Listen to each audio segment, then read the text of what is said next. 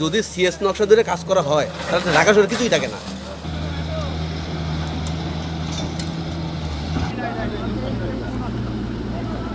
মসজিদের সামনে যে নোটিশটা দিয়ে গেছে 3 দিন আগে, সেই নোটিশে সিটি কর্পোরেশনের কোনো সিল সাপ্পর সিগনেচার কিছুই নাই।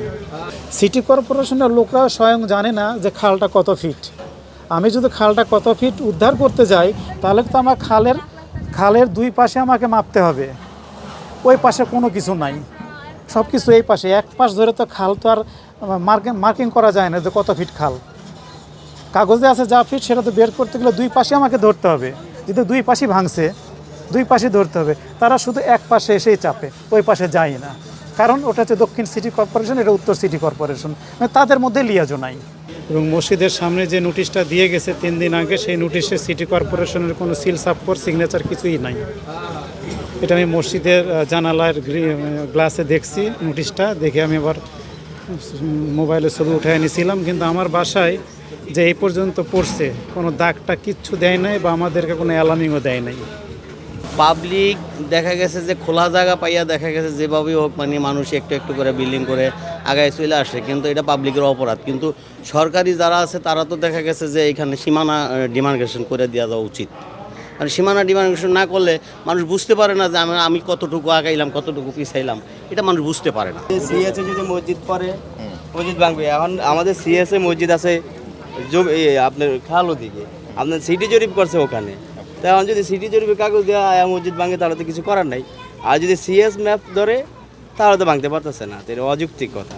তো এই সমস্ত জিনিসগুলো মসজিদ হচ্ছে আমাদের হচ্ছে গিয়ে এটা ইসলামিক একটা সেন্টার, এখান থেকে আল্লাহর ঘর, এখানে তো এবাদতের জায়গা। তাহলে এই জায়গা এবাদতের জায়গাটা যদি মানে সঠিক হয় তাহলে তো ভাঙা ইম্পসিবল। আর যদি আলিগাল হয় তাহলে ভাঙবে, কিছু করার নেই। এখানে তো কারো জোর জুলুম নাই, এই সরকার প্রয়োজনের ক্ষেত্রে নিতে পারছে আর নিতে পারবে। গভর্নমেন্টের জায়গা যদি হয়ে থাকে তো গভর্নমেন্ট উচ্ছেদ করে নিয়ে যাবে, এটাই স্বাভাবিক।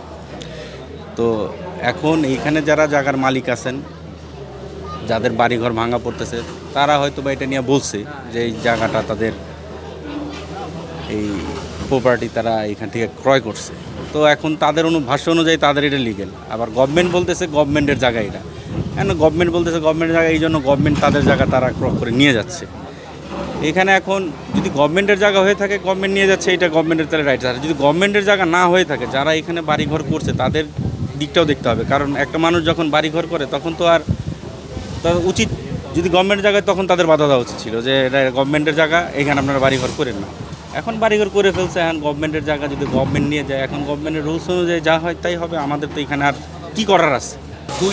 দুইটা নকশা ওভারলোড করে সিটি নকশা যদি সিএস নকশা ধরে কাজ করা হয় তাহলে ঢাকা শহরে কিছুই থাকে না।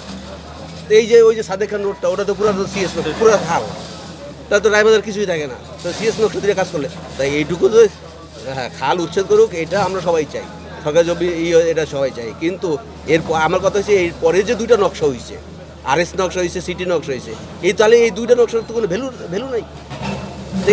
তো এখানেই তো আইনের ব্যত্যয় বা আইনের সাংঘর্ষিক দেখা যাচ্ছে।